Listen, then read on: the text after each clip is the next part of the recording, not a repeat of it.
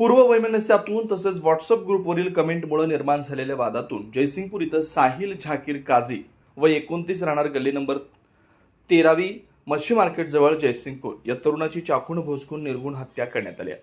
गुरुवारी दुपारी 3च्या सुमारास पोस्ट ऑफिस लगत घडली ही घटना घडली आहे।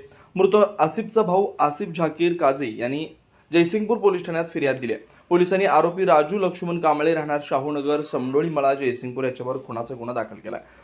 पोलिसांतून मिळालेल्या माहितीनुसार मृत साहिल आणि आरोपी राजू कांबळे यांच्यात गाडीच्या कर्जाचे हप्ते भरण्यावरून जुना वाद होता। याच वादाच्या पार्श्वभूमीवर व्हॉट्सअप ग्रुपवर काही कमेंट्स करण्यात आल्या होत्या। या कमेंटचा राग मनात धरून आरोपी राजूनं साहिलला आणि त्याचा मित्र कार्तिक कलगुटकी याला मैदानावर चर्चेसाठी बोलावलं। मैदानावर चर्चा सुरू असताना वादाचं रूपांतर मोठ्या भांडणात झालं।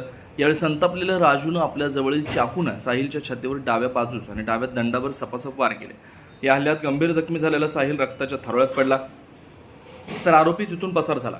मात्र जयसिंगपूर पोलिसांनी अवघ्या 4 तासात आरोपीला शोधून काढून बेड्या ठोकल्या। दरम्यान गंभीर जखमी झालेल्या साहिलला तातडीने उपचारासाठी नेण्यात आलं, मात्र जखम खोल असल्यानं त्याचा मृत्यू झाला। घटनेची माहिती मिळताच जयसिंगपूर पोलिसांनी घटनास्थळी धाव घेतली।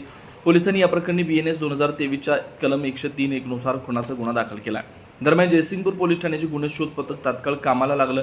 संशयित आरोपीचा शोध सुरू असताना पथकातील पोलीस नाईक ताहिर मुल्ला यांना गोपनीय बातमीदारामार्फत आरोपी म्हैसाळ तालुका मिरज येथे असल्याची माहिती मिळाली।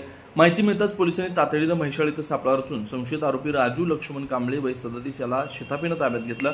त्यानंतर त्या जयसिंगपूर पोलीस ठाण्यात आणून चौकशी करण्यात आली। त्यानं गुन्ह्याची कबुली दिल्याचं पोलिसांनी सांगितलंय। पोलीस उपनिरीक्षक माने अधिक तपास करत आहेत। भर दिवसा घडलेल्या या खुनाच्या घटनेनं जयसिंगपूर परिसरात भीतीचं वातावरण पसरलंय। गुन्हेगारांवर कडक कारवाई करण्याची मागणी नागरिकांच्यात होते। दिवसभरातील घडामोडींचा आढावा घेण्यासाठी पाहत रहा N24 मराठी न्यूज चॅनल।